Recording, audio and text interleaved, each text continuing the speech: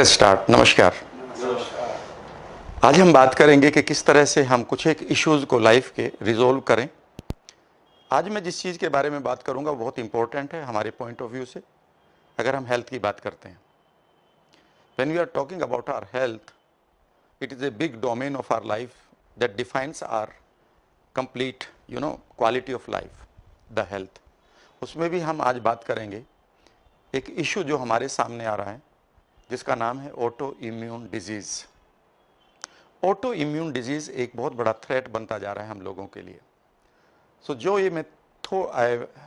जो मेरी आज की टॉक है, इसका मतलब ये नहीं होगा कि हम किसी भी मेडिसिन को रिप्लेस कर रहे हैं। जो भी आप खा रहे हैं, कर रहे हैं, उसे करते रहिएगा। आज की मेरी टॉक होगी कि किस तरह से हम जो भी हमारा सिस्टम यूज़ कर रहे हैं हम अपने आप को ठीक करने के लिए, उसको हम और कैसे बेहतर करें, बेटर करें। आज की टॉक होगी कि किस तरह से ऑटो इम्यून डिजीज़ हम उसको सफ़र करते हैं और किस तरह से हम उसको ठीक कर सकते हैं। ऑटो इम्यून डिजीज़ का मतलब है कि जब हमारी खुद की इम्यूनिटी, हमारे पास एक डिफेंस मैकेनिज़्म है जिसकी वजह से हम स्वस्थ रहते हैं, हेल्दी रहते हैं। जब भी हमें कोई वायरस आता है, बैक्टीरिया आता है, जब भी हमारे ब्लड में या बॉडी में कोई भी फॉरेन मटेरियल आता है, तो इमीडिएटली हमारा डिफेंस सिस्टम एक्टिवेट हो जाता है और वो उस थ्रेट को इमीडिएटली समाप्त करना चाहता है। यही कारण है कि जब आपको चोट लग जाती है कहीं, तो इमीडिएटली वहाँ पर आप रेडनेस आ जाती है, जिसको हम इन्फ्लेमेशन कहते हैं। इसका सिंपली मीनिंग ये है कि जो हमारी वाइट ब्लड सेल्स हैं वो वहाँ जाकर इमीडिएटली अपने डिफेंस मैकेनिज्म को शुरू कर देते हैं। This is how are auto immune how are immune system works. The problem occurs when, कि जब हमारा इम्यून सिस्टम हमारी खुद के ऑर्गन्स को अटैक करने लगता है। ऐसा क्यों हो रहा है, यहीं पर यह सवाल शुरू होता है और आज की जो टॉक है सारी की सारी इसी के ऊपर आएगी। जब हम ऑटो इम्यून की बात करते हैं, हमारी इम्यूनिटी यानी कि हमारा इम्यून सिस्टम कंप्लीटली कन्फ्यूजन में आ जाता है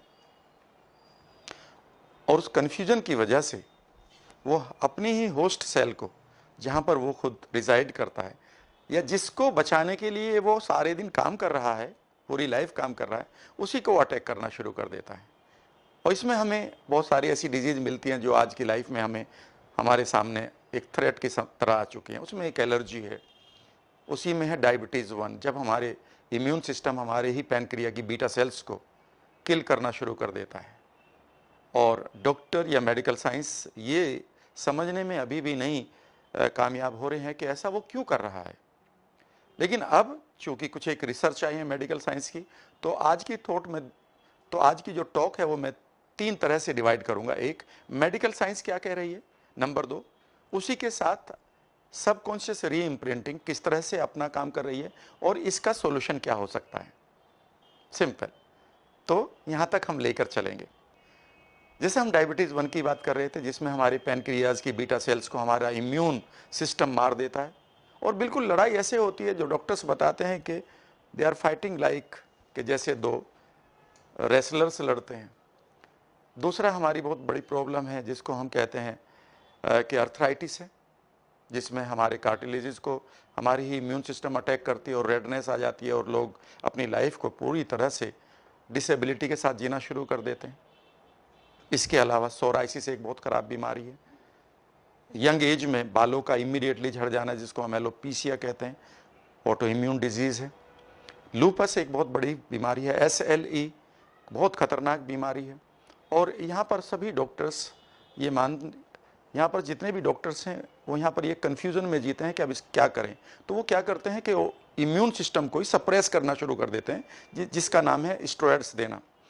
तो वो स्टेरॉइड देकर स्टेरॉइड देकर इम्यून सिस्टम को वो वीक करना शुरू कर देते हैं और इस वीकनेस की वजह से काम क्या होता है कि हमारी बॉडी फिर कन्फ्यूजन में आ जाती है। वो कहती है कि मेरे पास इम्यूनिटी नहीं है। इम्यूनिटी के गेन करने के लिए वो इमीडिएटली ज़्यादा खाना खाना शुरू कर देता है, आदमी फूलना शुरू हो जाता है, एक नया इशू पैदा हो जाता है। स्टेरॉइड छोड़ें तो वो डिजीज़ उधर बढ़ रही है, स्टेरॉइड शुरू करें तो उसकी मोटापा उसको परेशान कर रहा है।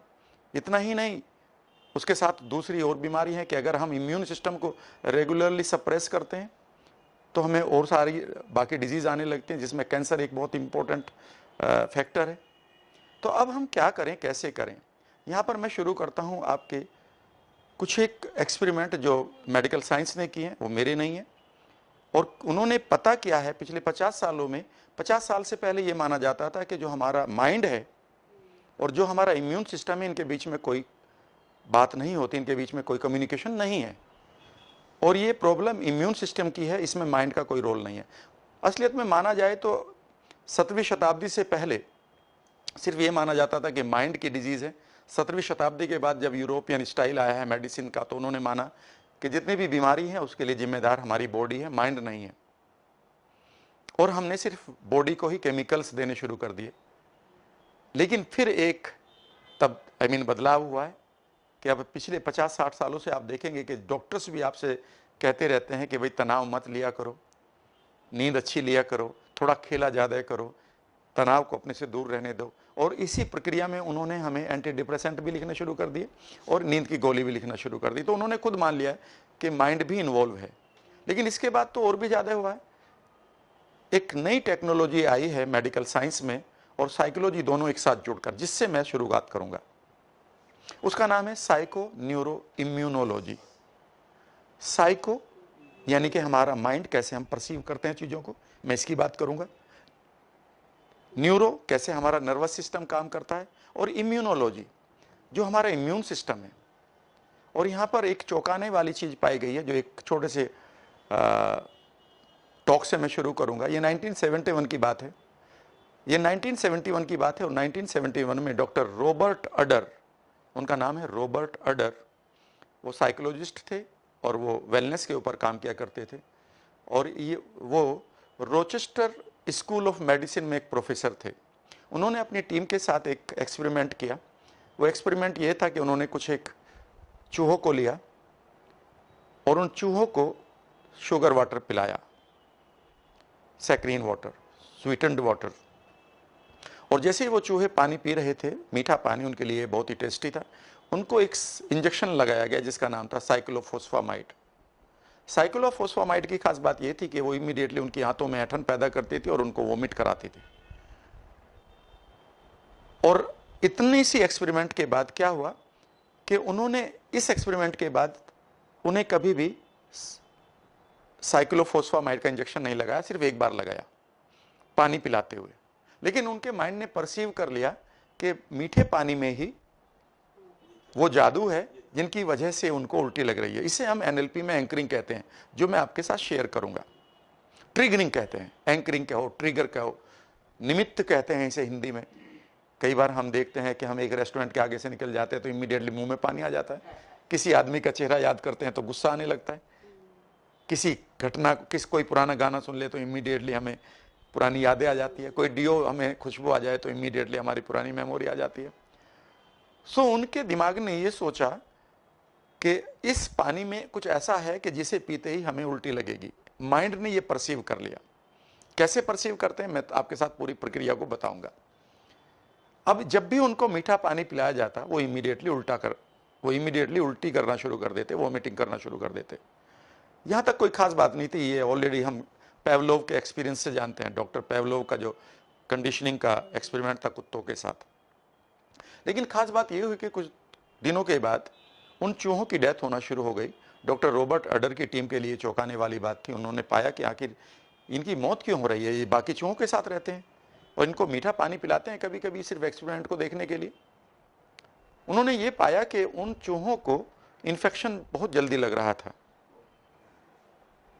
अब सवाल उठता है कि इनको इन्फेक्शन इतनी जल्दी क्यों लग रहा है, बिकॉज वैसे तो ये एक ही साथ रहते हैं, सबके वही खाना खा रहे हैं, उसी एनवायरनमेंट में ले रहे हैं, पर इन्हीं चूहों को इन्फेक्शन क्यों यही चूहे क्यों इन्फेक्शन पकड़ रहे हैं।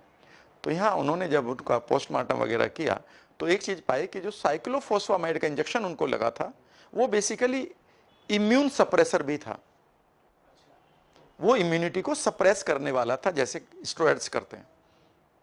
कोई भी इंजेक्शन हम एंटी एलर्जिक ले ले तो इमीडिएटली हमारा इम्यून सिस्टम सप्रेस हो जाता है। तो वो इम्यून सप्रेसर भी था। पर चौंकाने वाली बात तो है कि उनको तो वो इंजेक्शन दिया ही नहीं जा रहा है, पानी दिया जा रहा है।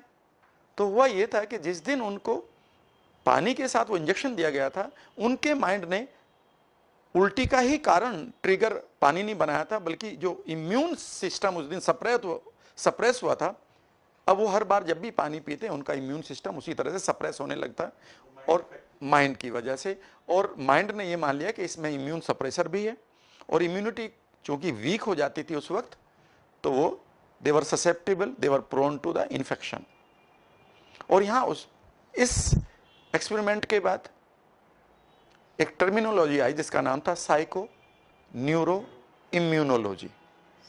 साइको न्यूरो इम्यूनोलॉजी ये कहती है कि जो भी हमारा माइंड परसीव करता है, कैसे करता है वो मैं अभी शुरू करूंगा। जो भी हमारा माइंड परसीव करता है, याद रखिएगा, वो परसेप्शन इमीडिएटली हमारी इम्यूनोलॉजी में जाता है। इम्यून सिस्टम हमारे 4 तरह के होते हैं, 4 पार्ट्स का बना होता है। मैं आपके साथ वो भी शेयर कर लेता हूं।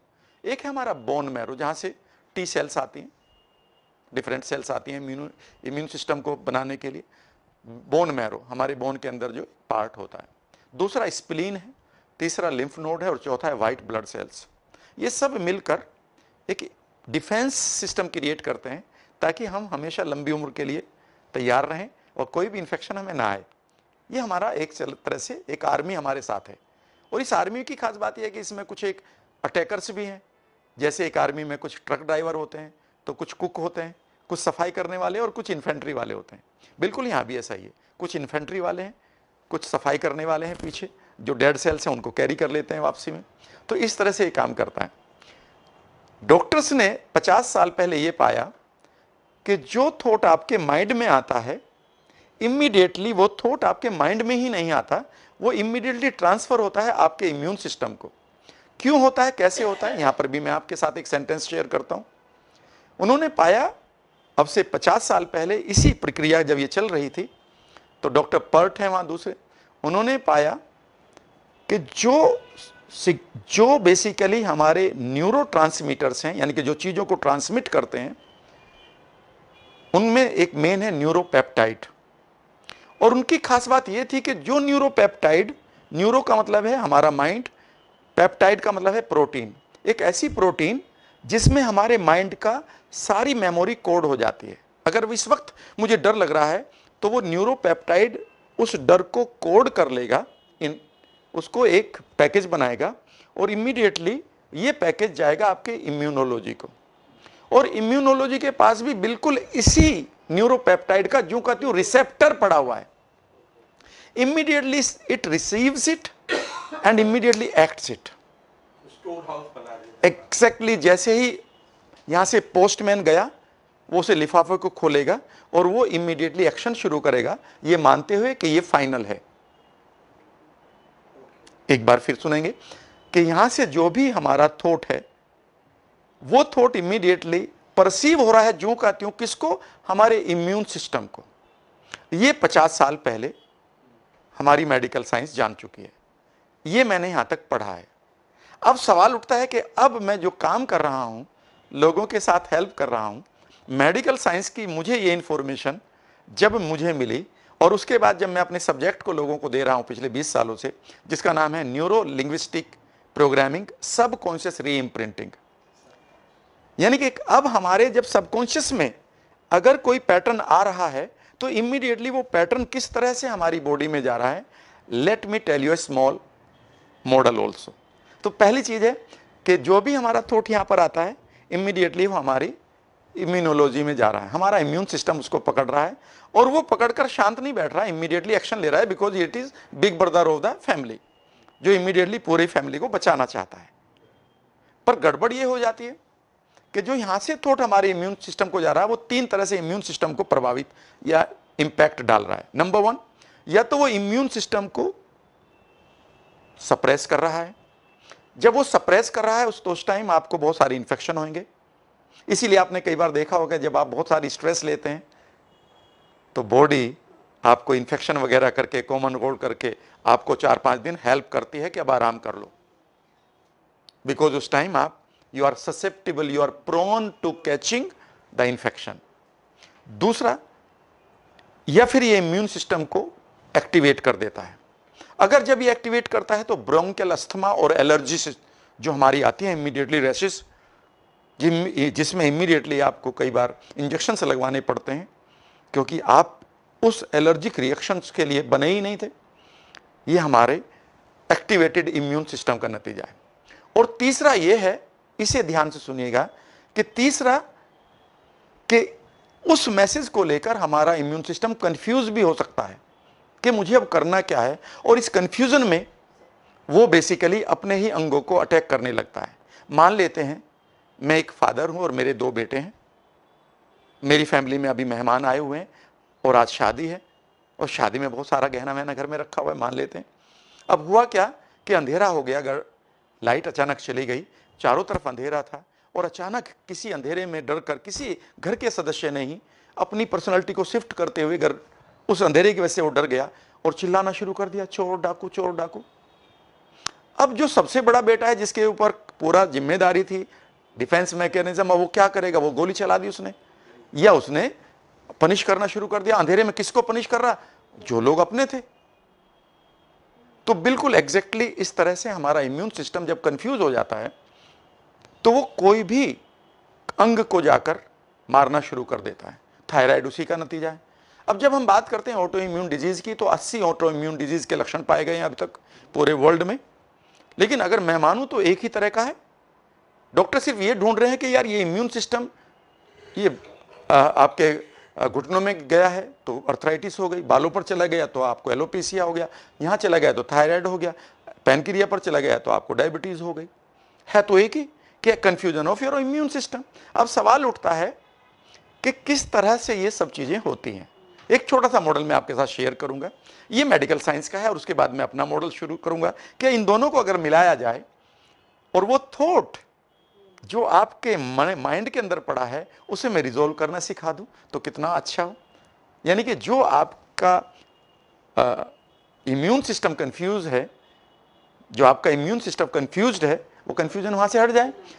मैंने ये पढ़ा है, यद्यपि मैं मेडिकल साइंस का स्टूडेंट नहीं हूं, पर इतना मुझे मेरे पार्टिसिपेंट्स ने बताया है जो मेरे साथ कई बार प्रोग्राम करने आते हैं, डॉक्टर्स होते हैं, या फिर मैं कहूं कि मेडिकल साइंस पर गूगल करेंगे तो आप इस तरह से पढ़ें। वो ये है कि यहां से कोई भी थॉट आया, अब ये थॉट कैसा है ये मैं 2 मिनट बाद बता रहा हूँ। ये थॉट यहां पर हुआ, थॉट यहां पर अगर ये नेगेटिव है तो इमीडिएटली इस नेगेटिव थॉट को यहां पर हमारे पास 2 सेंसर हैं जिनको हम कहते हैं एमिगडाला। इमीडिएटली इस थॉट को या इस नेगेटिव थॉट को एमिगडाला एक सेंसर की तरह लेते हैं, इमोशंस को प्रोसेस करते हैं, और इमीडिएटली ये इंफॉर्मेशन ये दूसरी ग्लैंड को देते हैं, और इस ग्लैंड का नाम है हाइपोथैलेमस।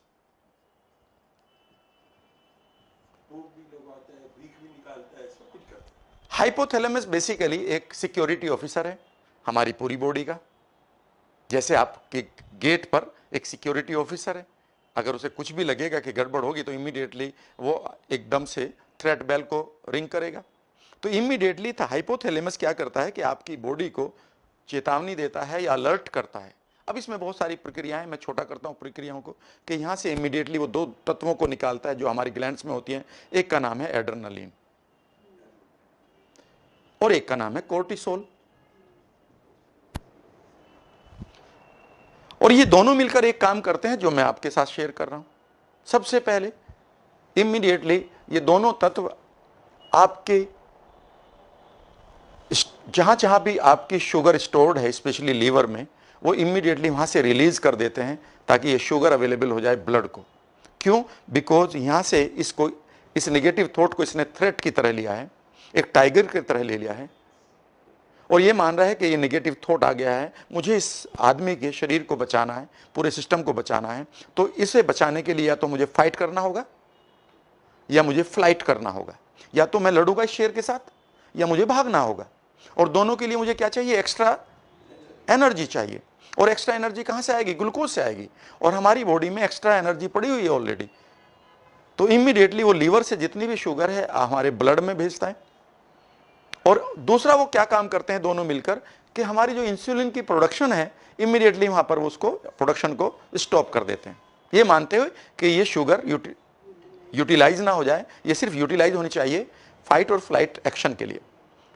अगर आप ये देखें इस वक्त जो नेगेटिव थॉट यहां पर आया है और सारी ब्लड आपके सारी शुगर सारी की सारी शुगर आपके ब्लड में है और इस वक्त आपका इंसुलिन भी नहीं बन रहा है, तो ये परफेक्ट एग्जाम्पल है आपके डायबिटीज 2 का। जिसे हम डायबिटीज 2 कहते हैं, जिसमें हमारी बढ़ी हुई शुगर होती है और हम हमेशा उस शुगर से डरे रहते हैं।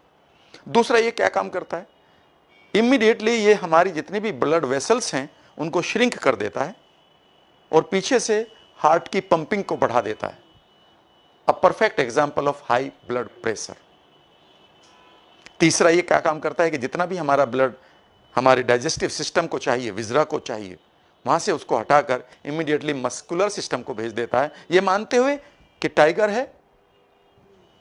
और इतना ही नहीं, अब कोर्टिसोल एक काम और भी करता है कि जो भी अब आप कंज्यूम करेंगे उसे ये फैट में कन्वर्ट करेगा, ये मानते हुए कि इस आदमी के पीछे टाइगर दौड़ता रहता है, मुझे इसके लिए एक्स्ट्रा एनर्जी चाहिए। और एनर्जी को वो ये मानता है कि अब मुझे उस चीज़ को कन्वर्ट करके फैट में स्टोर में रखना है, और वो कन्वर्ट करके फैट को हमारे जितने भी विजरल पार्ट्स हैं बॉडी के अंदर, विजरा में, उनके चारों तरफ जेल की तरह से इकट्ठा कर देता है, जिसका नाम है सेंट्रल ओबेसिटी। यहां तक ये काम चल रहा है।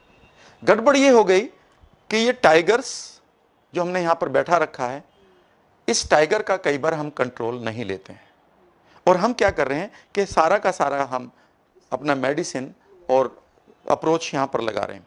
असलियत में हो ये रहा कि गंगा गंदी जो दिखाई दे रही है, हम उसमें तो जाल लगा रहे हैं, वहां तो हम बहुत सारे केमिकल्स डाल रहे हैं, बनारस पटना में जहाँ पर गंगा जा रही है, बह रही है, कि गंगा गंदी है। लेकिन कभी हमने ये ध्यान नहीं दिया गंगा गंदी क्यों है। गंदी इसलिए है कि क्योंकि हमारी गंगोत्री में ही गार्बेज है। अगर हम इस गार्बेज को आज पकड़ना शुरू कर दें, कैसे, यहां पर ही एक छोटा सा मैं आपको मॉडल शेयर करता हूं कि कैसे सबकॉन्शियस रीइम्प्रिंटिंग पूरे इस प्रॉब्लम की जड़ को हैंडल कर सकती है। Right, let me tell you the crux of this talk now. और यहां पर जो भी हमारे टाइगर्स हैं, ये हमारे इम्यून सिस्टम को, हमारे बाकी सिस्टम को पूरी तरह से कंफ्यूज किए हुए हैं। और ये टाइगर्स हमने इतने बैठा रखे हैं। अगर आप एक छोटा सा मॉडल देखें, आप सीनियर लोग हैं, हम जब पैदा हुए थे हमारे पास ईश्वर ने, नेचर ने हमें दो चीजें दी थी, एक बॉडी और एक बॉडी को चलाने के लिए सॉफ्टवेयर। यस और नो?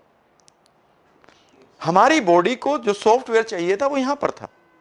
और अगर हम एक्सेप्शनल केस को मान छोड़ दें, 0.2% जो डिजीज बाय बर्थ होती हैं, तो हम एक बहुत अच्छी लाइफ जी रहे थे। हम अक्सर किस जोन में रहा करते थे? प्लेफुल। साइकिल चला रहे, गिर गए, सब हंस पड़े, 2 थप्पड़ टीचर ने लगाए, हंस पड़े आपसे, ठीक है ना, आपको आप कहीं फिसल गए, फिर हंस पड़े। तो आप एक जोन में रहा करते थे जिसका नाम था प्लेफुलनेस। और वो प्लेफुलनेस हमारी बॉडी के लिए बहुत एनर्जी दिया करता था, एंडोर्फिन्स खूब निकला करता था। अब गड़बड़ ये होगी कि वो प्लेफुलनेस तो रही नहीं लाइफ में। हम the moment child grows, immediately हम उसको बताते हैं बी सीरियस नाउ। आपसे ये भी नहीं लिखा जाता, पहला इश्यू आ गया। यानी कि जो सॉफ्टवेयर मुझे मिला था मेरी बॉडी को चलाने के लिए, मेरे हार्ट को चलाने के लिए, उसे ये नहीं पता था कि तुम्हें यहां अंग्रेजी सीखनी है, मैथ्स भी सीखना है, फिजिक्स भी सीखनी है। उसे सिर्फ ये मिला था कि इस बॉडी को चलाना है। पर हमने यहां इस सॉफ्टवेयर को वायरस डालना शुरू कर दिया। तुमसे ए भी नहीं लिखा जाता, तुमसे बी भी नहीं लिखा जाता, कोई हमारी लाइफ में आता है, चला जाता है, एक इशू बन गया। किसी ने हमको अब्यूज किया, कई बार हमारे फियर, कई बार हमारी गिल्ट, किसी ने हमें इस तरह से ट्रीट किया जो नहीं करना चाहिए था, और लोगों ने हमें बताया ये गलत हुआ तुम्हारे साथ। अब गलत हुआ तो बन गया टाइगर। और इस टाइगर को हम कैसे लिए घूम रहे हैं, अब मैं शुरू करता हूं और फिर एक समाधान लेकर जाता हूं। आज मैं आपको एक एक्सरसाइज भी सिखा कर जाऊंगा। पिछली बार भी मैंने श्रेयास जी आपके साथ किया था, आज भी करेंगे। Is that right? शुरू करते हैं। इस मॉडल को मैं दोबारा अब आपके साथ शेयर करूंगा। ये मॉडल मैं कई बार शेयर कर चुका हूं लोगों के साथ। जो मॉडल अब मैं आपके साथ शेयर कर रहा हूं कि कैसे हमने ये तो देख लिया कि कोई थॉट यहां बनता है तो बॉडी में क्या होता है। अब सवाल उठता है कि ये थॉट बनता कैसे है। और लोग कहते हैं कि तुम्हें कई बार शून्य में रहना चाहिए। अगर तुम्हें यह पता है कि मैं शून्य में हूं तो थॉट तो अभी भी है। जब आपको यह मालूम है कि इस वक्त मैं शून्यता में जी रहा हूं, तो ये फिर आपको पता कैसे है कि आप शून्यता में जी रहे हैं।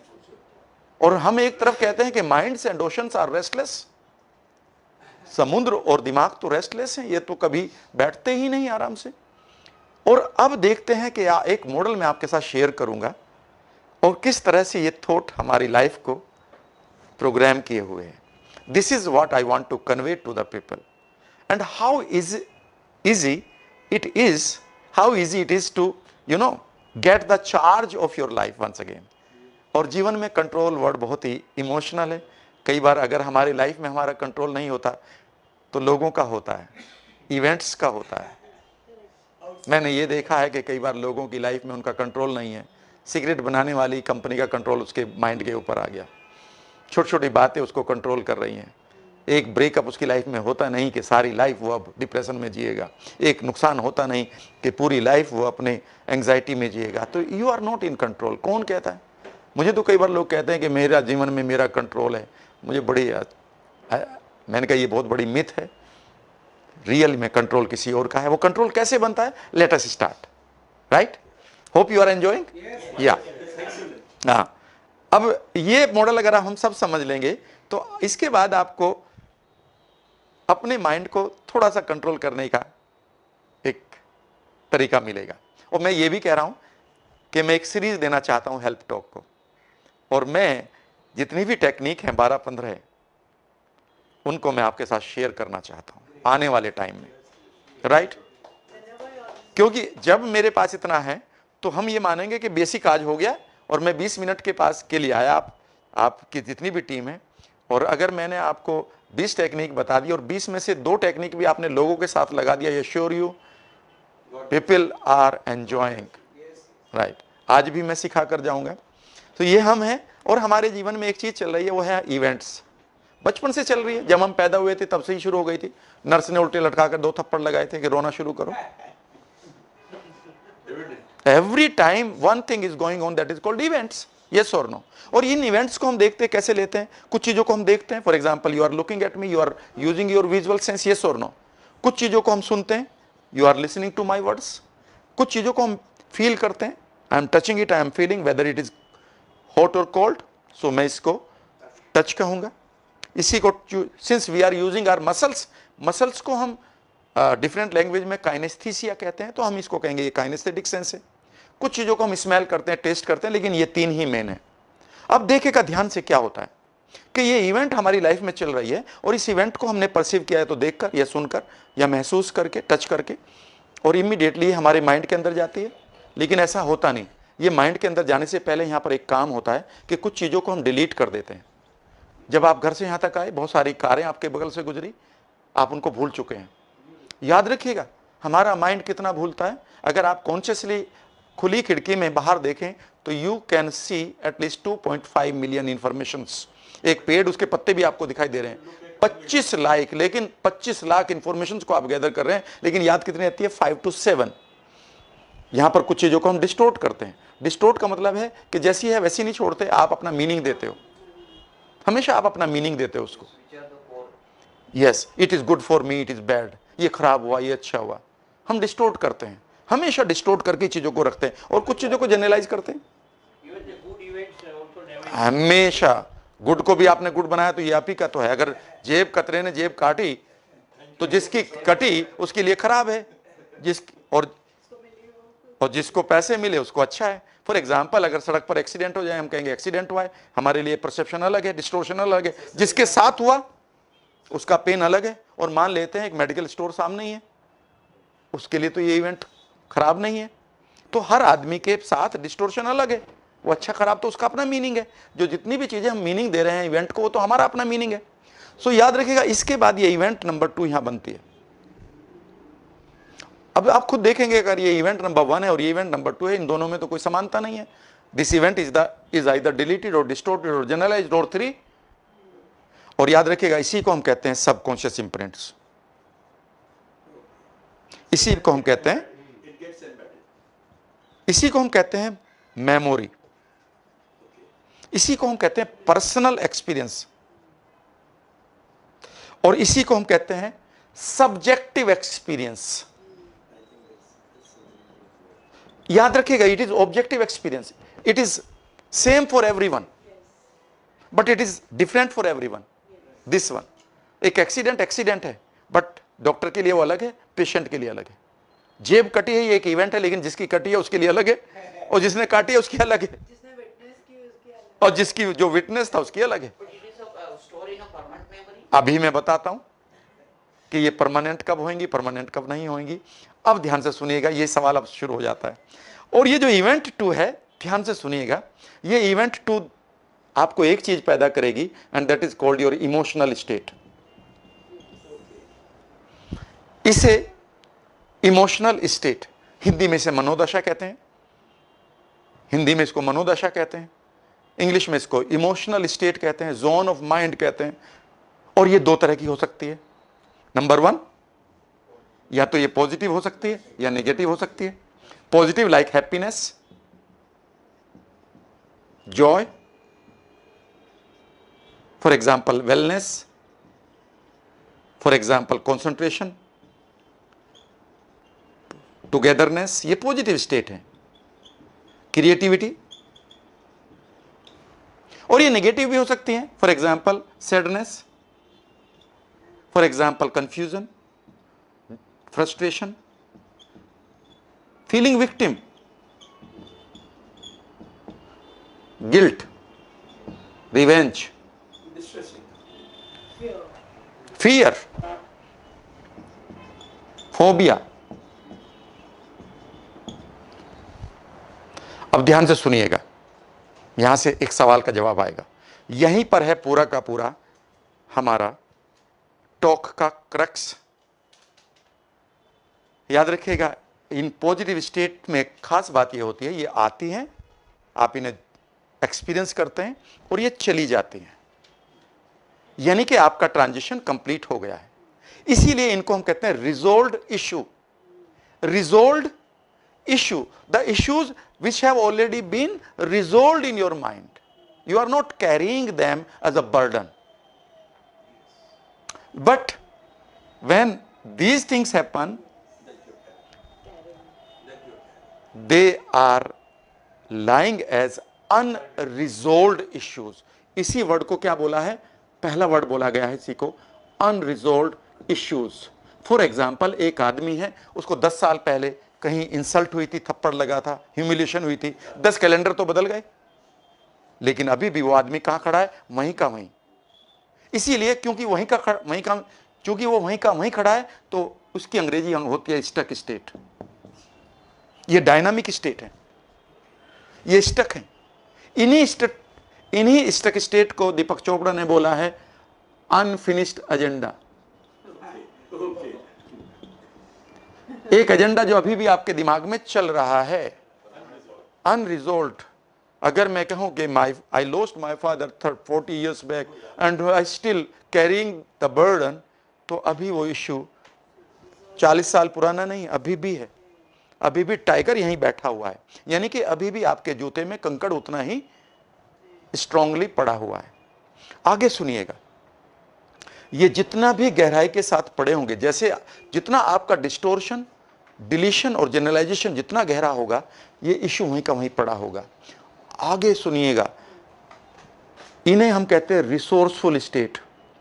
रिसोर्सफुल स्टेट क्यों कहते हैं इनको, क्योंकि यहां से आपका एमिगडाला एक इंफॉर्मेशन लेता है और वो आपकी इम्यूनिटी को उस न्यूरोपेप्टाइड के थ्रू एक मैसेज भेजता है, और वो मैसेज है एक फिल्म का एक dialogue, all is well, not all, all.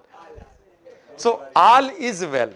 और जैसे ही वो कहता ऑल इज वेल, तो वो कहता let me produce lot of endorphin, serotonin, dopamine, जो भी आपको जरूरत है, क्योंकि वो ऑल इज वेल है, तो वहां डांस शुरू हो चुका है।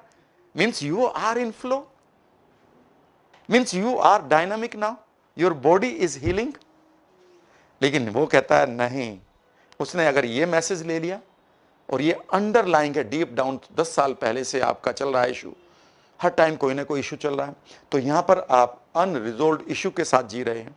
और ये अनरिजोल्व्ड इशू, इनको कहेंगे हम अनरिसोर्सफुल स्टेट। क्यों? बिकॉज अभी भी आपके पास सारे रिसोर्सेज हैं अपने आप को हील करने के, लेकिन आप इस स्टेट की वजह से उन रिसोर्सेज का फायदा नहीं उठा पाएंगे। Constipation of the... Exactly. Real constipation भी इसी का ही कारण है। लेट मी टेल यू, जैसे ही आपका ब्लड विजरा से डाइवर्ट होता है स्ट्रेस की वजह से आपकी मसल्स की तरफ, इमीडिएटली जो आपकी पेरिस्टाल्टिक मूवमेंट है आपकी आंतों की, वो जितनी नॉर्मल होनी चाहिए उतनी नहीं होती। एंड इमीडिएटली स्ट्रेस में सबसे पहला रीज़न होता है that you start boiling with in your stomach. जो आपकी गट फीलिंग है वो सबसे ज़्यादा सबसे पहले इंपैक्ट डालती है आपके स्टमक को। इधर you are suffering from constipation और फिर आपके इरिटेबल बाउल सिंड्रोम्स आपको आने शुरू हो जाएंगे। हाँ, अब इसकी बात करते हैं। इन्हें हम कहते हैं अनरिजोल्व, यानी कि इन्हें हम कहते हैं अनरिसोर्सफुल स्टेट। यानी कि आपके पास सारे रिसोर्सेज थे, आपके पास करोड़ों रुपए रखे हैं, पर आप ये नहीं जानते किस ड्रॉयर में आपके घर में उस पर्टिकुलर मोमेंट पर आपके पास करोड़ों रुपए हैं, पर आप फिर भी कंगाल हैं। आगे सुनिएगा। और ये स्टेट कोई भी है, आप एक काम जरूर करेंगे, वो है एक्शन। और जब हम वेलनेस की बात करेंगे और वो एक्शन होगा आपकी बॉडी में, और बॉडी एक्ट करेगी इमीडिएटली, आपकी हार्ट बीट बढ़ेगी, घटेगी, आपकी या तो मसल्स आपकी आर्टरीज या तो डायलेट होएंगी या श्रिंक होएंगी, आपका बीपी कम ज़्यादा उसी की वजह से होगा, इमीडिएटली आपका शुगर लेवल बढ़ेगा, इमीडिएटली आपकी बॉडी में सेंसेशन आएंगे डिफरेंट तरीके से, बिकॉज आपका endocrine system completely out of sync चल रहा है और वो अपने सिग्नल्स देगा आगे। खास बात यह है कि इस इवेंट पर आपका कोई कंट्रोल नहीं है जीवन में, because any time tsunami can come, any time 8 नवंबर में कम, 8 नवंबर कभी भी आ सकता है। यू अंडरस्टैंड, 8 नवंबर कभी भी खबर आ सकती है, राइट? ओके। और आगे सुनिएगा, यहां पर जो एक्शन है यहां पर भी आपका कोई कंट्रोल नहीं है। Now you can't control your sugar, you can't control your heartbeat, you can't control the dilation or shrinking of your arteries। सिर्फ आपके पास कहाँ कंट्रोल है?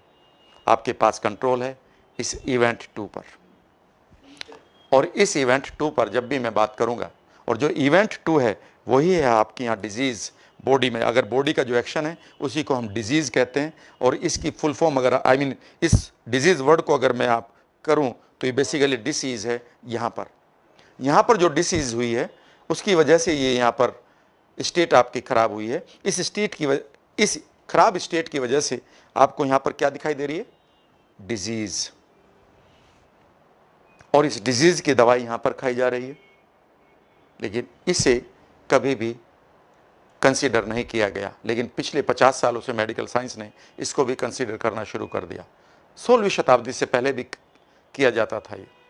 और यहाँ पर मैं आपके साथ शेयर करूँगा कि जो इवेंट 2 है ये किस तरह की पड़ी हो सकती है, और ये इवेंट 2 किस तरह से मैं आपके लिए क्लासीफाई करके लाया हूँ।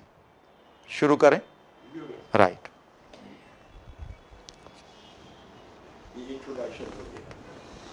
सो ये इवेंट 2 ही हमारे लिए बेसिकली एक टाइगर की तरह पड़ी हुई है।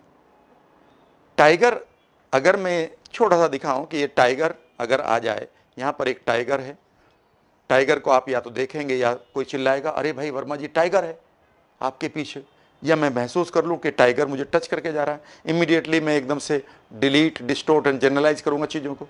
क्या करूँगा? डिलीट कर दूंगा कुछ चीज़ों को कि ये बगल से गुजर सकता है, डिस्टोर्ट कर दूंगा कि टाइगर है तो काटेगा, जनरलाइज कर दिया कि टाइगर है तो मौत है। और ये जो टाइगर था यहां तक आते आते क्या बन गया? डेंजर बन गया। और डेंजर इमीडिएटली मुझे क्या देगा? होपलेसनेस। इमीडिएटली मेरा माइंड इसको परसीव करेगा, एमिगडाला, हाइपोथैलेमस मेरे अंदर मुझे एक्स्ट्रा एनर्जी देगी नेफ्रीन, एड्रेनालिन और कोर्टिसोल से। मेरा इम्यून सिस्टम इमीडिएटली कंफ्यूज होगा, राइट? और इमीडिएटली मैं कोई ना कोई एक्शन लूँगा, और एक्शन वो जो बॉडी में दिखाई देगा। और होगा क्या कि मैं थोड़ी देर बाद इस टाइगर से मैं जान बचा लूँगा। अब ये टाइगर तो चला गया और मैं भी नॉर्मल हो गया। लेकिन गड़बड़ है कि ये टाइगर आज की तारीख में, जब से हमने 21st सेंचुरी की बात करते हैं, ये टाइगर तो आता नहीं। इस टाइगर को तो देखने के लिए हम जाते हैं जंगलों में कि टाइगर दिखाई दे जाए। लेकिन जो जीवन के टाइगर हैं वो हमने यहां पर बैठा रखे हैं, जिनका नाम है अनवांटेड इश्यूज। उसकी कार मेरी कार से बड़ी कैसे, उसकी साड़ी मेरी साड़ी से सफेद कैसे, मेरे बच्चे के इतने मार्क्स कम क्यों, मुझसे पहले किसी और का प्रमोशन क्यों, आज मुझे ये किसी ने क्यों बोला, उसने मेरी तरफ देखा भी नहीं, उसने देखा था तो इस तरह से देखा था। और हमने जीने की कला तो सीखी नहीं, मरने के तरीके पूरी तरह से काम सीखने शुरू कर दिए। हर जगह हम ये ढूंढ रहे हैं, और इसी चीज के ये और यही इशू हमारे मन, और यही इशू हमारे इवेंट 2 में पड़े हुए हैं, हमारे सबकॉन्शियस में पड़े हुए हैं। क्लियर है? अब सवाल उठता है कि किस तरह से चीजें ठीक हो सकती हैं। यहां पर मैं आपके साथ 8-10 तरीके शेयर करूंगा, उनमें से आज मैं एक एक्सरसाइज भी आपको करके दिखाऊंगा। इसी वक्त आप करिएगा, सिखाइएगा, एंड यू विल फाइंड। अभी मैं घाटकोपर में कर रहा था, एक लेडी आई, जब मैंने उनको एक छोटी सी एक्सरसाइज कराई तो उन्होंने कहा, राम मैं आपको बताऊं, जब वो लंच के ब्रेक में दोबारा आई, एक्सरसाइज मैंने लंच से पहले कराई थी, उसने कहा कि जो मुझे अर्थराइटिस है उसका जो पेन है that is not there, even मैं चल रही हूं और मैं जो इशू था मेरा दिमाग के अंदर, जैसे ही वो आपने रिजोल्व किया है मेरे पैरों पे उसका असर दिखाई देना शुरू हो गया है। मैंने उनसे कहा कि याद रखिएगा, ये पैरों का इशू नहीं था, ये दिमाग पर जो बोझ है वो वहाँ पर आप एक्सपीरियंस कर रहे हो। हमारे माइग्रेन, हमारी शुगर उसी का नतीजा है। हमारे बॉडी पेन, हमारी बॉडी में कोई पेन होता ही नहीं है। हमारी बॉडी सिर्फ और सिर्फ हील करना जानती है, हमारी बॉडी सिर्फ स्वस्थ रहना जानती है। फिर हम बीमार क्यों पड़ते हैं? बिकॉज गंगोत्री से ही गार्बेज इतना आ रहा है, बॉडी उसको कब तक क्लीन करे? उसके पास अपना तरीका था हील करने का, पर आप रेगुलरली अगर उसको ऐसे इम्प्रिंट्स दे रहे हो तो वो निश्चित रूप से उन पैटर्न को न्यूरोपेप्टाइड से लेता है। और एक खास बात ये पाई गई है, डॉक्टर्स ने ये भी पाया है कि हमारी हर सेल्स के ऊपर एक रिसेप्टर होता है। न्यूरोपेप्टाइड जो भी इंफॉर्मेशन यहाँ से लेकर वहाँ जाएगा, इमीडिएटली आपकी सेल्स उसी तरह से उसे परसीव करके अपने डीएनए को इंफॉर्मेशन दे देगी, और डीएनए की इमीडिएटली जो सिचुएशन वो बदलनी शुरू हो जाती है। बायोलॉजी ऑफ बिलीफ 2008 में एक किताब लिखी गई है ब्रूस लिप्टन के द्वारा, कभी आप पढ़ेंगे तो चौंक जाएंगे। और उन्होंने ये खास बात यह है कि 1954 की बात है, 1954 की बात है, एक डॉक्टर वेस्ट थे, उनके पास एक मरीज आया। उनके पास मरीज था कैंसर का, और कैंसर का मरीज डेस्परेट था, और उसे मालूम था कि ये डॉक्टर मुझे ठीक कर देगा, और उसे लग रहा था कि वो बहुत जल्दी ही मरने वाला है। वो डेस्परेट था कि मुझे कुछ भी आप मेरे ऊपर ट्राई करो, मैं ठीक हो सकता हूँ अभी भी। लेकिन उस वक्त एक दवाई आई, उसका नाम था करीबियोजेन, करीबियोजेन, ये सॉल्ट का नाम था। और ये उस कैंसर के लिए नहीं बना था जो इस आदमी को था। फिर भी उसने कहा कि नहीं, आप मुझे इंजेक्शन दो। जैसे ही उसको इंजेक्शन दिया, यू वोंट बिलीव कि विद इन 3 डेज डॉक्टर चौंक गया कि इसको ये क्या हुआ। वो पूरी तरह से ठीक हो गया। 2 महीने तक उसे कोई सिम्टम नहीं आया। अचानक एक खबर छपनी शुरू हो गई अमेरिका में। खबर ये थी कि ये जो सॉल्ट है ये इफेक्टिव नहीं है कैंसर में, इसलिए हम इसको विड्रॉ कर रहे हैं। आपको यकीन नहीं आएगा, विद इन द मोमेंट ये खबर उस आदमी ने सुनी, शाम तक उसको दोबारा वो सारा कैंसर फिर हो गया।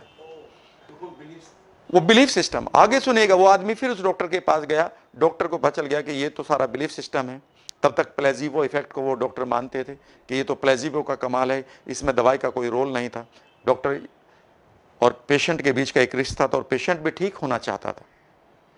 उसने कहा कि नहीं, वो जो दवाई का जो लोट था, जो इनइफेक्टिव बताई गई, वो लोट दूसरा था, और जो मेरे पास है वो दूसरा है। उसे दोबारा उसका इंजेक्शन दिया गया और वो पूरी तरह से फिर ठीक हो गया। अभी कुछ महीने ही बीते थे, वो आराम से वो आदमी जी रहा था अपनी लाइफ को, और एक रिपोर्ट आई WHO के साथ, और उस रिपोर्ट में ये था कि ये जो सॉल्ट है ये बिल्कुल यूजलेस है, और इसमें अब कुछ नहीं बचा है, ये हम विड्रॉ कर रहे हैं, इसको कभी भी यूज नहीं किया जाएगा। You won't believe what happened, he developed cancer and with in 2 days he died even.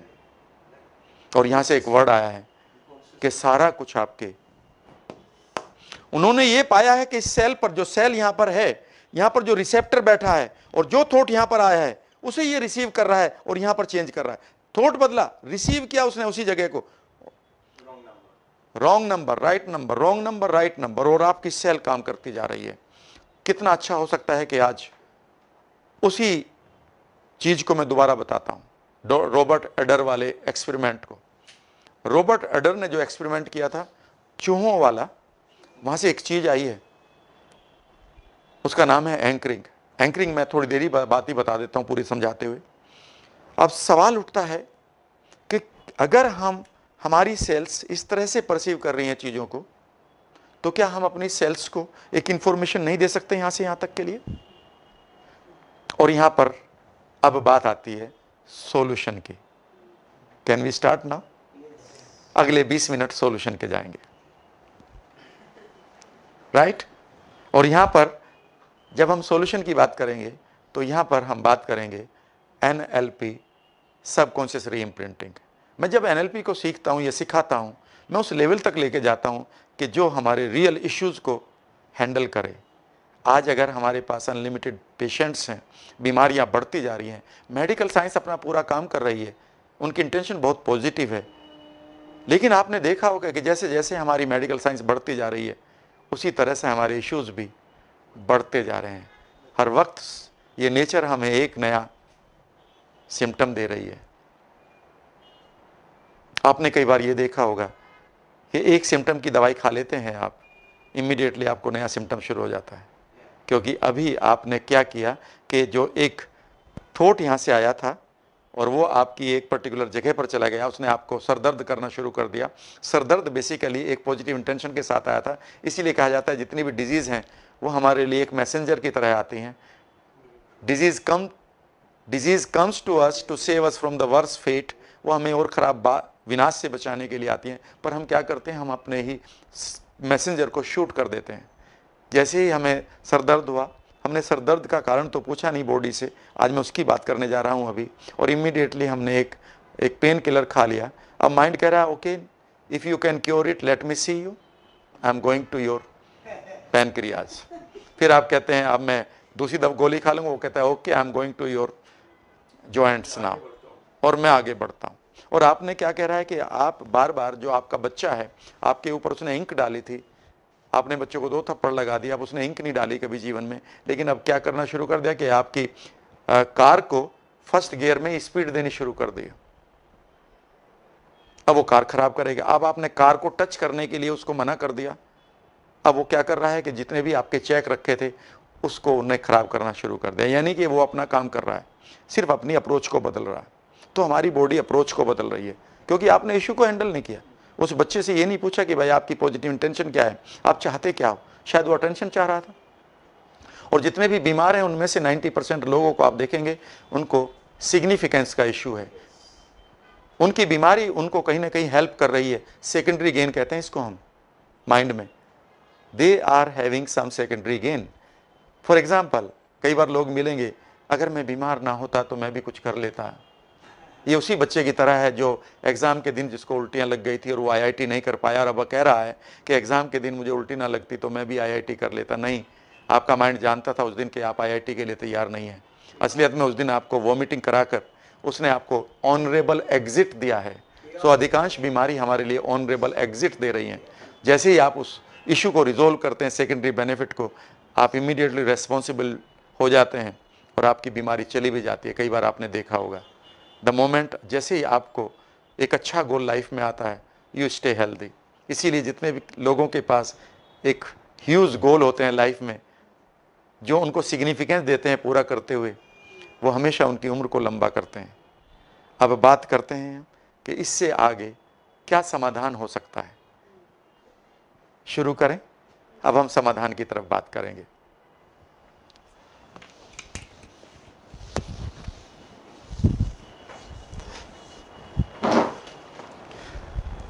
पहला समाधान, नंबर 1, क्योंकि मैं जितने भी सॉल्यूशन बताऊंगा सबकी एक्सरसाइज तो मैं नहीं करवा पाऊंगा, क्योंकि जब भी मैं बात करूंगा एक्सरसाइज की तो वो एक प्रक्रिया होगी, कम से कम 40 मिनट चाहिए होते हैं, पर मुझे बताना तो है ये आपको। तो शुरू करता हूँ, पहले किसी में 1 मिनट लूंगा, किसी में 30 सेकंड लूंगा। उसे लेने से पहले मैं आपके साथ शेयर करूंगा कि किस तरह से हमारे माइंड के 2 पार्ट हमें हेल्प करते हैं। एक का नाम है कॉन्शियस माइंड और एक का है सबकॉन्शियस माइंड। आपने भी ये पढ़ा होगा कई बार। तो मैं जिस तरह से समझाने की कोशिश करूंगा बहुत सिंपल होगा, साइंटिफिक होगा। मैं ये मानता हूं कि 1 मिनट के अंदर इसको समझ जाए।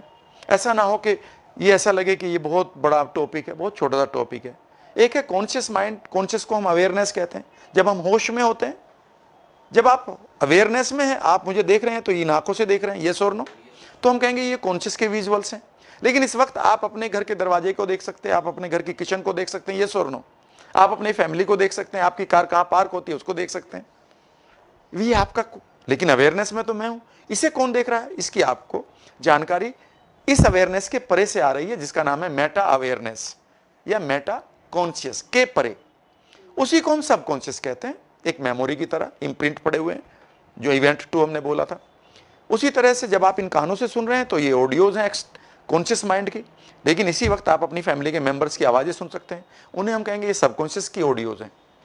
इसी तरह से जब आप यहां पर बैठे हैं तो आपको फील हो रहा है कि ये ठंड है कि गर्मी है, आपका हाथ कहां पर, आप बैलेंस्ड है, ये सब आपको जानकारी है।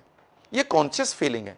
लेकिन किसी ने आपको अवार्ड दिया था, पहली बार आपको चेक मिला था सैलरी का, आपके घर में बच्चे का जन्म हुआ, तो वो फीलिंग सभी भी आपके पास पड़ी है, वो हमारे सबकॉन्शियस में पड़ी है। यहां पर पहला चैलेंज देखिएगा, ह्यूमैनिटी के सामने पहला चैलेंज।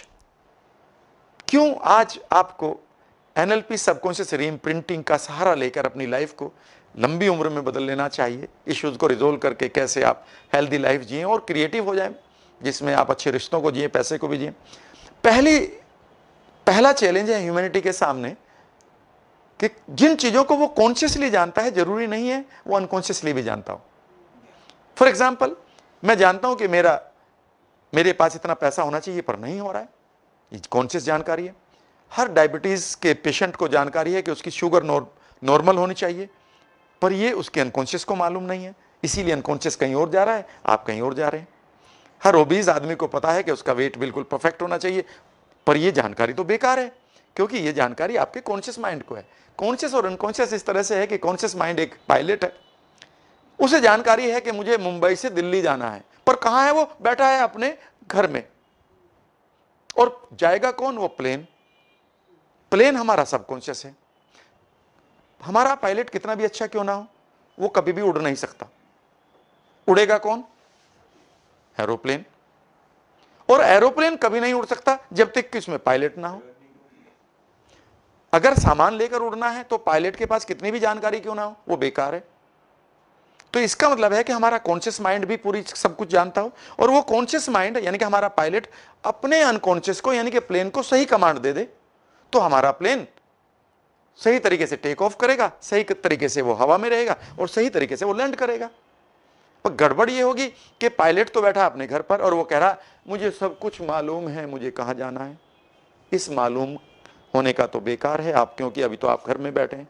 और अनकॉन्शियस कभी हमारा शांत बैठता नहीं, वो प्लेन कभी इधर जा रहा है किसी रनवे पर, कभी इधर जा रहा, उड़ना उसको आता नहीं, और वो हमेशा परेशानी में है।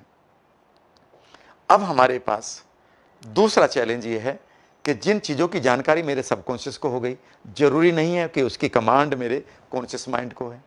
मान लेते हैं अब उस प्लेन के अंदर कोई गड़बड़ हो गई, उसकी जानकारी उसके अगर पायलट को नहीं है तो बेकार है। जितने भी हमारे हैबिट्स हैं, जितने भी हमारे फोबिया हैं, जितने भी हमारे मैनिया हैं, वो इसी का नतीजा है।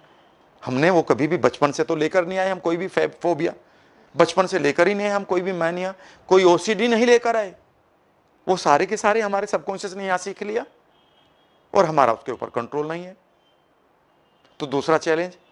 और तीसरी बात यह है कि जितनी भी शक्ति है उसका 90% तो आपके प्लेन के पास ही है, और उसे ही पता नहीं है करना क्या है, तो हमारा सब कुछ कंफ्यूजन चल रहा है। अब यहां पर करना क्या है आपको? पहली चीज, एनएलपी सबकॉन्शियस रीइम्प्रिंटिंग कैसे आपकी हेल्प कर सकती है, मैं किस तरह से लोगों की हेल्प कर रहा हूं। नंबर 1, सबसे पहले अगर आप अपनी लाइफ को अच्छी तरीके से जीना चाहते हैं तो सबसे पहले है कि आप अपनी स्टेट ऑफ माइंड को रिसोर्सफुल रखना सीखें। लेकिन रखना कैसे सीखें? ये तो एक वैसे सेंटेंस हुआ कि भाई हमें रखना चाहिए। फॉर एग्जाम्पल अगर मैं ये कहूं कि भाई पानी में कूद गया मैं और तैरना जानता नहीं, और मैं ये कह रहा हूं मुझे तैरना चाहिए, मुझे तैरना चाहिए, ये तो यूजलेस है, क्योंकि ये तो कॉन्शियस लर्निंग है आपकी कि मुझे तैरना चाहिए, अब तो डूबना ही पड़ेगा। तो स्टेट ऑफ माइंड हमारे लिए सबसे इंपॉर्टेंट है कि हम अनरिसोर्सफुल स्टेट से रिसोर्सफुल स्टेट में आ जाएं। उसके इसे ठीक करने का ही जब से मनुष्य पैदा हुआ है उसके सामने एक ही चैलेंज रहा है कि वो कैसे अपनी स्टेट को ठीक करे।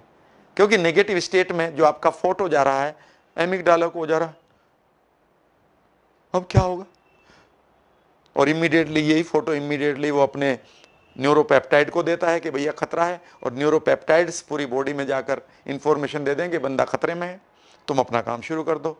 और इम्यूनिटी इमीडिएटली या तो कंफ्यूज होएगी तो खुद को मारेगी, एक्टिवेटेड होगी तो एलर्जी होगी, ब्रोंकियल अस्थमा होगा, और डाउन हो गई ऐसे में तो इन्फेक्शन लगेगा। अब कॉमन कोल्ड से लेकर कैंसर तक वो सारी इन्फेक्शन है, psychosomatic disease. So state of mind को कैसे ठीक रखें, और यहां पर ही सारा कुछ खेल है। इसके साथ दूसरी चीज है कि स्टेट ऑफ माइंड को ठीक करने के लिए आपका बिलीफ सिस्टम अच्छा होना चाहिए। अब गड़बड़ ये हो कि बचपन से हमें बिलीफ दिए गए हैं, रोज हमें बिलीफ दिया जाता है कि ये बीमारी ठीक नहीं होती। मान लेते पहले से मुझे बिलीफ या है, मुझे मालूम है कि ये बीमारी ठीक नहीं होगी, जैसे ही डॉक्टर ने मुझसे कहा कि तुम्हें ये बीमारी होगी, माइंड एकदम से क्या कहेगा, ये तो ठीक नहीं होगी, और ये थॉट न्यूरोपेप्टाइड लेके कहाँ जाएंगे, पूरी बॉडी में, वो कहेंगे ये ठीक नहीं होगी, तो तुम अपनी सारे रिसोर्सेज को बचाए रखो, यूज मत करो। और मैं अगर एक बिलीफ आपको प्लांट कर दूं आपके दिमाग के अंदर that we have all the resources, और अगर एक बिलीफ मैं आज आपको दे दूं, बिलीफ यह है कि एनाटॉमी ऑफ इलनेस हमारी लाइब्रेरी में होगी, एक किताब नॉर्मन कजन की लिखी हुई, जिनको ये कहा गया था कि उनको ये पर्टिकुलर डिजीज हुई है, वो ज्यादा दिन तक जिंदा नहीं रहेंगे, पेन बहुत होगा, बेड रिडन होंगे, और उनको 30-30 गोलियां खिलाई जाती थी पेन किलर्स की, जिससे उनकी और बॉडी खराब होने लगी। और एक दिन उन्होंने इसका उल्टा किया, उन्होंने अपने बिलीफ को बदला, हर रोज वो अपने एक तरीके को जीते थे, और उसके बाद उन्होंने कोई गोली नहीं खाई, बेड रिडन नहीं हुए, और वो 81-87 साल की उम्र तक जिंदा रहे। और उन्होंने सिर्फ ये कहा कि जो डिजीज थी वो बॉडी में थी ही नहीं। वो रोज क्या करते थे, वो 2 घंटा हंसते थे। उन्होंने पाया था कि अगर आदमी 1 मिनट से 2 मिनट के लिए पूरे दिल से लगाकर स्टेट में आकर हंस पड़े, तो वो 2 घंटे के लिए पेन किलर हमारा इतना रिलीज हो जाता है बॉडी में कि पेन ही नहीं रहेगा, इतना एंडोर्फिन और डोपामिन हो जाएगा। तो वो क्या करते थे, रोज 1 से 1.5 घंटा हंसने का प्रोग्राम चलाते थे, जितनी भी उनके पास मूवी थी वो हंसा करते थे। उन्होंने अपना अस्पताल छोड़कर बगल में एक होटल लिया था जो अफोर्डेबल था। उन्होंने कहा होटल एक मुझे वेलनेस की फीलिंग दे रहा है, हमारे हॉस्पिटल वेलनेस के लिए बने हैं कि बीमारी के लिए बने हैं? नेचुरली बीमारी के लिए बने हैं, वेलनेस के लिए तो बने ही नहीं हो। और उन्होंने एक बिलीफ क्रिएट किया, और उस बिलीफ का नतीजा है कि उन्होंने अपनी लाइफ को पूरी तरह से जिया। और बिलीफ का ही मैंने बताया कि बिलीफ कितना स्ट्रांगली काम करता है। आपको एक छोटी सी और कहानी इसी बीच में बताऊंगा। तीसरी चीज है कि आप अपने साथ रेपो में रहिए। कभी आप आराम से बैठेगा, शांत होकर अपने आप को फ्रीज कर लीजिएगा उसी वक्त, और अब आप इमेजिन करिएगा कि आपके थॉट आपके तलवों से लेकर, आपके सोल से, पैरों से लेकर, टोस से लेकर, आप अपने थॉट्स को अपने सर तक ले जाइएगा, और इमेजिन करिएगा कि your all body parts are totally connected, and now feel what is going on in your body, and you will get some message from your body. It was continuously saying to you something, but you are very busy in this world not to listen it, your own body. इसी को हम pacing कहते हैं। याद रखिएगा, जितने भी आप खुद को पेस करेंगे, और कई बार उन थॉट्स को, जो मैं आपसे बात कर रहा था कि आज एक छोटी सी एक्सरसाइज मैं दे के जा रहा हूं, वो 1 मिनट की भी नहीं है। वो ये है कि आप अपने ही वर्ल्ड में एंटर करिए। गड़बड़ ये होगी कि हम बाहर की चीजों में भी, हमारी जो एक्सटर्नल अटेंशन है, वहां भी हम मास्टर नहीं है, वहां पर भी हमारा डिलीशन डिस्टोर्शन चल रहा है, और अंदर कभी जाते नहीं, और हम कहते हैं कि मैं अपने जीवन को जी रहा हूं। कहां जीवन है आपका? बाहर की दुनिया में भी आपका डिस्टोर्शन है, और अंदर कभी आप गए नहीं। अंदर जाकर देखिएगा, और सिर्फ ये करिएगा कि आपकी फीलिंग्स इस वक्त क्या चल रही हैं। नंबर 1, कौन सा पार्ट इस टाइम टेंशन में है, किस जगह पर आप रेस्ट में हैं। इस चीज को सोचते हुए आप ध्यान दीजिएगा कि आपकी हार्ट बीट कैसे क्या कह रही है। अब ध्यान देना शुरू करिएगा कि आपका जो ब्लड फ्लो है वो कैसा चल रहा है। शांत बैठकर आप धीरे धीरे अपने मानस पटल पर, मेंटल स्क्रीन पर चलती हुई इमेजेस को ध्यान से देखिएगा। अब धीरे धीरे अंदर की आवाजों को सुनना शुरू करिएगा, कुछ मत बदलिएगा। Do this much only. And first time you are addressing yourself, you are sitting with yourself, and उसमें से कुछ 90% थॉट ऐसे होंगे जैसे ही आप उनके साथ बैठेंगे वो चले जाएंगे। उस बच्चे की तरह जो बिना मतलब रोता है जब आप घर पर रहते हैं, आप जैसे ही कहते हो तो मेरा प्यारा बच्चा है, चलो गोद में लेता हूं, अब वो आराम से बैठ गया है। सिर्फ उसे ये बताइए कि मैं हूं। इसे हम पेसिंग कहते हैं, पेसिंग कहते हैं। आप सब लोग करिएगा। तीसरी चीज है, रेपो के बाद मैं लेता हूं, चौथी चीज है वो है हमारा न्यूरोलॉजिकल अलाइनमेंट।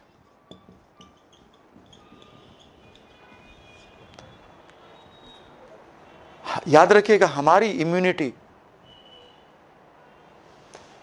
जो भी हमारी आइडेंटिटी है, यहां पर इमीडिएटली उसी आइडेंटिटी को हमारी इम्यूनिटी जीती है। अगर आप ये कहते हैं I am confused, it is the right moment for the immunity to get this message, and in that confusion you may get autoimmune disease or allergy. Because the moment you say I am confused, you can never say like this, I am confused. आप हमेशा कहेंगे I am confused and see this face, and immediately this face goes in your mental screen. Immediately it goes to the amygdala. Immediately amygdala says what?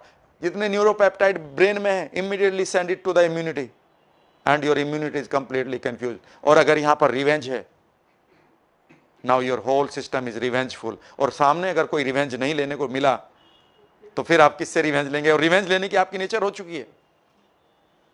And it is one of the reason, जितने भी revengeful लोग हैं वो सबसे पहले अपने softest या most delicate part को मार देते हैं, जिसका नाम है पैनक्रियास।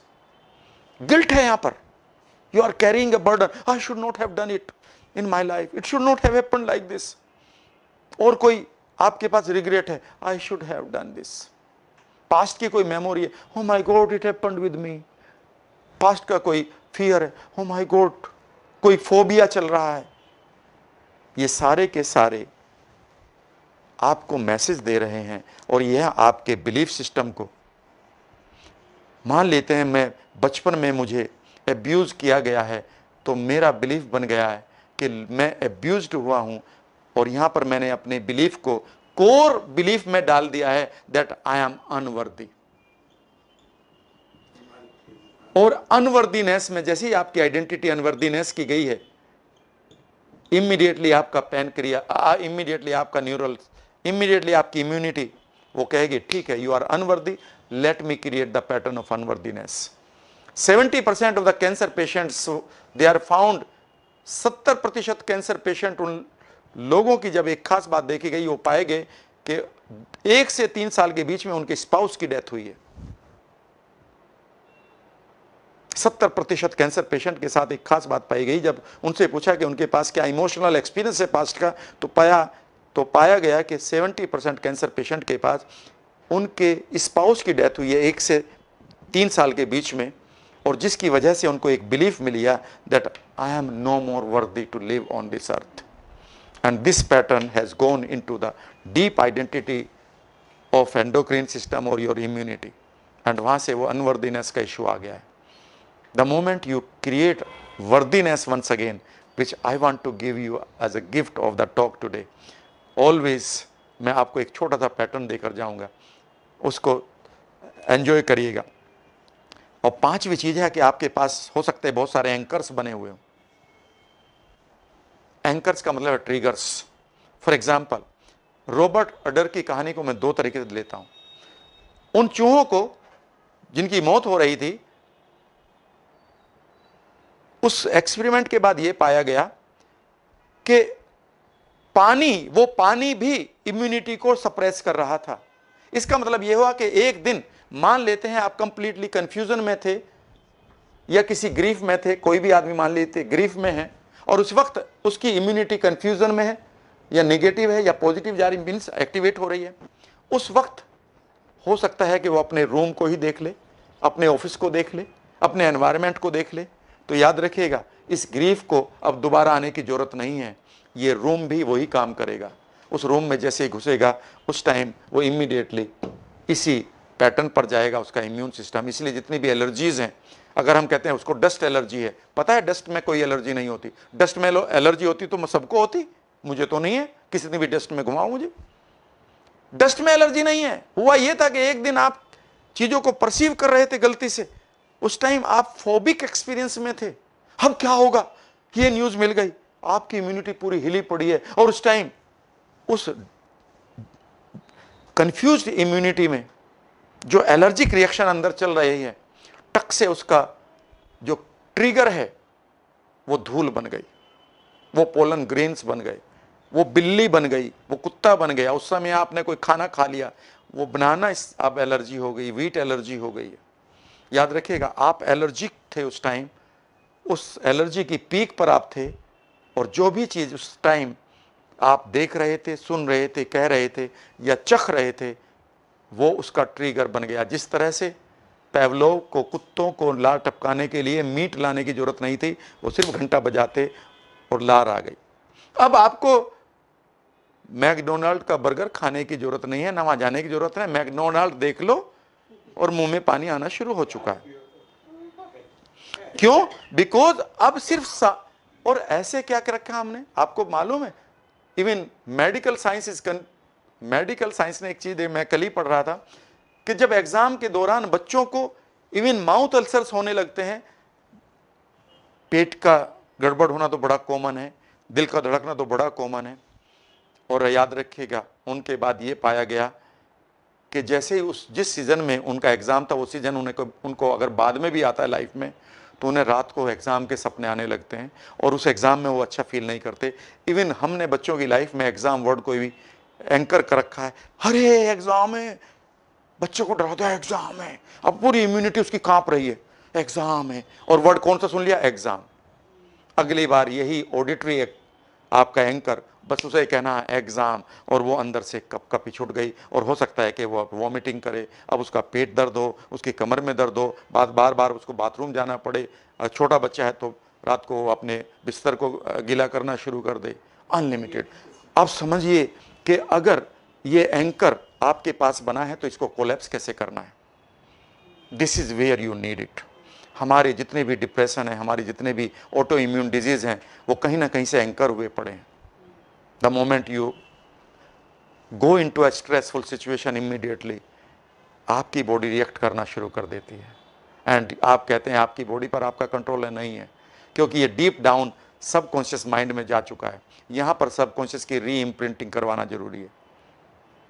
और यहां पर एक छठी चीज भी है कि जो भी बीमारी हमें आती है, ध्यान से सुनिएगा, यहां पर मैं कंक्लूड करूंगा, जो भी बीमारी हमें आती है वो एक प्रीसपोजिशन के तहत आती है। और प्रीसपोजिशन ये है, एक बिलीफ ये है कि every behaviour has a positive intention.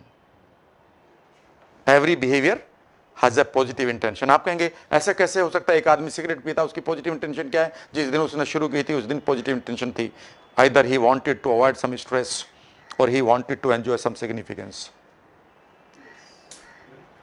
और जैसे ही उसके माइंड को लगा कि यहां से तो मुझे स्ट्रेस फ्री हो रहा हूं सिगरेट से, अब जैसे ही आपको स्ट्रेस आएगी, माइंड कहेगा डोंट वरी, मैं हूं ना, ले फटाफट सिगरेट।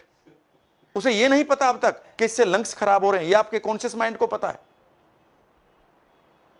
मैं एक लेडी ने मुझसे कहा कि मेरे हस्बैंड मेरी बेटी को बहुत मारते हैं, 12-13 साल की बेटी है, और वो अनवांटेड चाइल्ड है उनकी फैमिली में, यानी कि वो बच्ची नहीं चाहते थे दूसरी, और वो जैसी बच्ची रोती हो तो उसको मारने के लिए तैयार होते हैं, और वो कहते हैं चुप हो जाओ वरना मैं तुम्हारी जान निकाल दूंगा। मैंने उस लेडी से कहा कि अपने हस्बैंड को समझाओ ऐसा ना करें बच्ची के साथ, बच्ची को अस्थमा हो सकता है।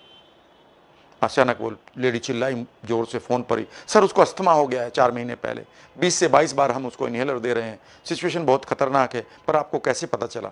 बहुत देर तक बातें हुई। मैंने कहा देखिए मैं बताता हूँ, बच्ची को आपका हस्बैंड धमका रहा है, मार रहा है, उसे हरेस कर रहा है, अब वो रो रही है। जैसे ही वो रोती है तो एकदम से उसको वो कहता है कि चुप हो जाओ वरना मैं तुम्हें मारूंगा। अब वो चुप होने के लिए क्या करेगी? अपने सांस को रोकेगी। रोक लिया और इमीडिएटली वो खतरा टल गया है। माइंड ने क्या लर्निंग ली है कि जैसे ही खतरा आएगा मुझे इसका सांस रोकना है। और जब भी इस सांस के साथ क्या चीजें हैं? उसके बाप का चेहरा और वो आवाज और वो समय, हो सकता है सुबह के वक्त ज्यादा होता हो या रात के वक्त होता हो।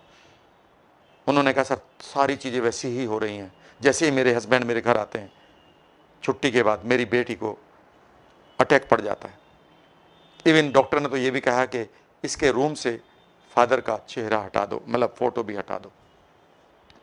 अब जैसे ही बच्चे को स्ट्रेस मिल रही है, इमीडिएटली माइंड कहेगा मेरे पास इसका तरीका है, क्या? इसका सांस रोक दो। अब ये इसी पैटर्न को लेकर वो डिफरेंट जगह पर जाएगा। उसे अब एग्जाम में स्ट्रेस आ रही है, माइंड क्या कहेगा? कोई बात नहीं, मैं हूं ना। उसे ये नहीं पता कि ये कितने कॉम्प्लिकेशन दे रहा है, क्योंकि वो सबसे पहले पेन और प्लेजर को ही देखता है कि सबसे पहले पेन को अवॉइड करने के लिए या प्लेजर को गेन करने के लिए आपने सबसे पहले किस एक्शन को लिया था? जब कोई हैबिट शुरू हुई थी, जब कोई डिसीजन शुरू हुआ था। अब सोचिए कि अगर हम इंटेंशन को ही लेकर अपने बिहेवियर को चेंज कर दें। अब हम माइंड की इंटेंशन तो ले ली, माइंड की इंटेंशन है सेफ्टी, लेकिन बिहेवियर गलत है। जैसे आदमी सिगरेट पीता है, उसकी इंटेंशन क्या थी? कि मैं उस वक्त जो स्ट्रेस आ रही है उससे हटा लूं, यानी कि मैं राहत में आ जाऊं, कंफर्ट में आ जाऊं। यस और no? So intention is getting comfort, but behaviour क्या हो गया? सिगरेट पीना। हमें बिहेवियर से नहीं लड़ना है, इंटेंशन को पूरा करना है। द मोमेंट आप उसको रीफ्रेम करने लगते हैं, यानी कि उस बिहेवियर को लेकर उसकी इंटेंशन तक जाते हैं और इंटेंशन के लिए नए क्रिएटिव पैटर्न दे देते हैं, इमीडिएटली आप उससे बाहर आ जाते हैं। याद रखिएगा, your disease is a behaviour of your body. Yes और no? And it has some positive intention. आप आज एक काम करेंगे सब लोग, जब भी आपको कोई भी अनकंफर्टेबल फीलिंग आ रही हो या डिजीज आ रही हो, एक काम करिएगा। उसे करने का तरीका मैं बहुत ही सिंपल तरीके से बताऊंगा, जो मैंने बताया हुआ है। वो इतना सिंपल होगा कि आप बहुत मजा आएगा। चाहे वो कोई सा भी इशू क्यों ना हो आपका, आपको कमर में दर्द है, बार बार माइग्रेन हो रहा है, आपको कोई डिजीज की तरह चीजें आ रही हैं, याद रखिएगा, they want to give some signals to you. तो एक सवाल पूछिएगा, इमेजिन करिएगा आपके सामने आपकी एक सेल्फ बैठी हुई है जो इस बीमारी को रिप्रेजेंट करती है। हमारे माइंड के अंदर बहुत सारे पार्ट होते हैं। एक पार्ट कहता है यार सिगरेट पी ले, एक पार्ट ये भी कहता है मत पी, एक पार्ट कहता है सुबह उठना है और बीच पे घूमने जाना है, और एक पार्ट कहता है सो जाना, एक पार्ट कहता है इस काम को निपटा ले, एक कहता है कल करेंगे। यस और no? So we have different parts in our mind. सोचोगे, इमेजिन करिए कि वो पार्ट जो आपको बीमारी दे रहा है वो आपके सामने चेयर पर बैठा है, उसके साथ एक छोटी सी टोनैलिटी यूज करिए और उससे पूछिए, you are giving me this behaviour, not challenge, not disease. उसे नहीं पता ये डिजीज है। इवन कोई भी इशू है आपका, हमारे बड़े शहरों में आजकल एक बहुत बड़ा चैलेंज आ गया है लोगों के सामने, वो है ओसीडी, ऑब्सेसिव बिहेवियर। हम एक तरह से चिल्लाने लगते हैं, हस्बैंड वाइफ एक ही तरह से चिल्लाते हैं, हमारे रिश्ते खराब हो जाते हैं। 50 बार हम कार के हैंडल को देख रहे हैं कि ये लॉक किया नहीं किया, 100 बार हम अपने वॉश बेसिन पर हाथ धो रहे हैं, घंटों तक नहा रहे हैं लोग, सिगरेट पी रहे हैं तो पी रहे हैं, बात शुरू करी तो रुकना ही के नाम नहीं ले रहे। ये ओसीडी हमारे यहां भरे हुए हैं। याद रखिएगा, इसके पीछे एक पॉजिटिव इंटेंशन है। इस कोई भी आपका इश्यू है, चाहे वो आपकी एडिक्शन है, ओसीडी है, कोई मैनिया है, बार बार पर्सनालिटी शिफ्ट हो रही है, इस टेक्निक को लगाइएगा और मैं आपको एश्योर करता हूं that you will get a wonderful feedback. और इमेजिन करिए आपके सामने आपकी सेल्फ बैठी है जो इस बीमारी को रिप्रेजेंट कर रही है, और वो आप ही का परिवार है। इमेजिन करिए आप ही का बेटा है, छोटा भाई है या बेटी है, और इमेजिन करिए उसके साथ बात करते हुए, इमेजिन करते हुए उसके साथ अपनी टोनैलिटी को बहुत ही मधुर रखें और एक सवाल पूछें कि तुम मेरा पार्ट हो, मैं तुमसे बात करना चाहता हूँ। इमेजिन करें कि बात करने के लिए तैयार है, और एक सवाल पूछें कि जो तुम मुझे ये बिहेवियर दे रहे हो, चैलेंज नहीं बोलेंगे, प्रॉब्लम नहीं बोलेंगे, डिजीज नहीं बोलेंगे, बिहेवियर दे रहे हो, इसके पीछे आपकी पॉजिटिव मंशा क्या है? What is your positive intention? How you want to help me? What you want to say? What you want me to recall? how you are helping me, and I am waiting for your answer, and now get silent. और उससे वायदा करो कि तुम कभी भी मुझे बता सकते हो, and it is between you and me. I will not create any contempt for you. I have a wonderful respect. मेरे तक ही ये बात रहेगी, उसको वायदा करो। उसे ये भी कह दो कि तुम चाहो तो मुझे सपने में भी बता सकते हो। एंड नाउ, और उसे एश्योरेंस दो, और उससे एश्योरेंस लो कि वो सही समय पर आपको जरूर बताएगा। एंड किसी दिन आपको थॉट आएगा, आप उछल जाएंगे। कई बार आपने देखा होगा कि आप किसी पार्टी में गए थे, आपके जानने वाले बहुत सारे लोग थे, एक फ्रेंड आपका पुराना मिल गया, श्रेयस जी, और आप उसको जानते थे, हेलो हुई, हाथ वाथ मिले, देर तक आपने चाय कॉफी पी, लेकिन आप जानते थे कि आप उसका नाम भूल गए गलती से। लेकिन अब क्या करें, अब तो बात अच्छी चल रही, सब कुछ आप लेकर घर आ गए, लेकिन एक थॉट आ गया, यार इसका नाम क्या था।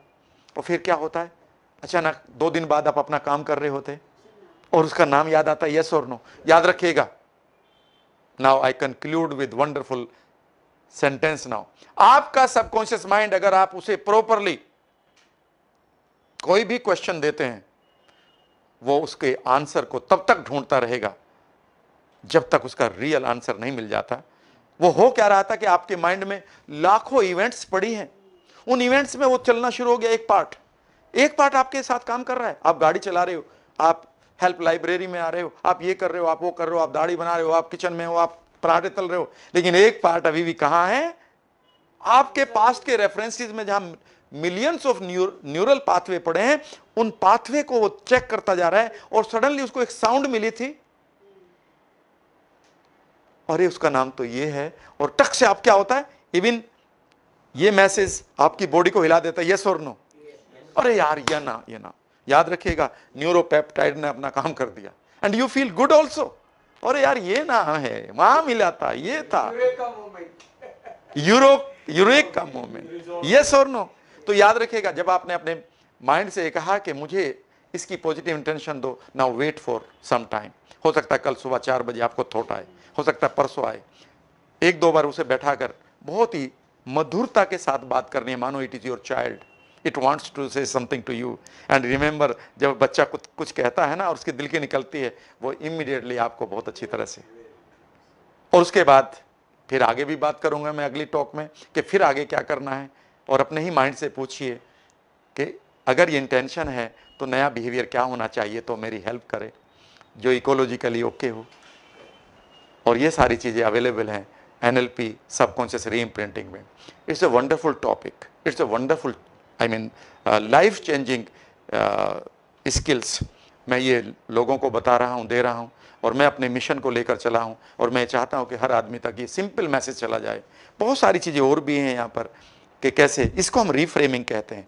जब आप किसी भी इशू को, बहुत डीप इशू को आप हैंडल करना चाहते हैं, तो माइंड की पॉजिटिव इंटेंशन को ढूंढकर उसको नए तरीके से उस इंटेंशन को पूरा करिए, and you will get your wonderful results. You have been a wonderful audience सायश। मुझे बहुत अच्छा लगा, आपने मुझे एक बार फिर मौका दिया, एक बार फिर आपने मुझे सुना, एक बार फिर आपने मुझे एनर्जी दी। पूरा करने से पहले मैं दुआ करता हूँ कि आप हमेशा खुश रहें, आपके चेहरे चमकते रहें, आपके परिवार बढ़ते रहें, सूरज की पहली किरणें हमेशा आपको नई ताजगी दे, आपके परिवार, आपके व्यापार, आपके खेती, आपके बाग हमेशा बढ़ते रहें। ईश्वर अल्लाह वाहिगुरु हमेशा आपको नरम हथेलियों में सुरक्षा दे। इन्हीं दुआओं के साथ हम फिर मिलेंगे। Thank you very much.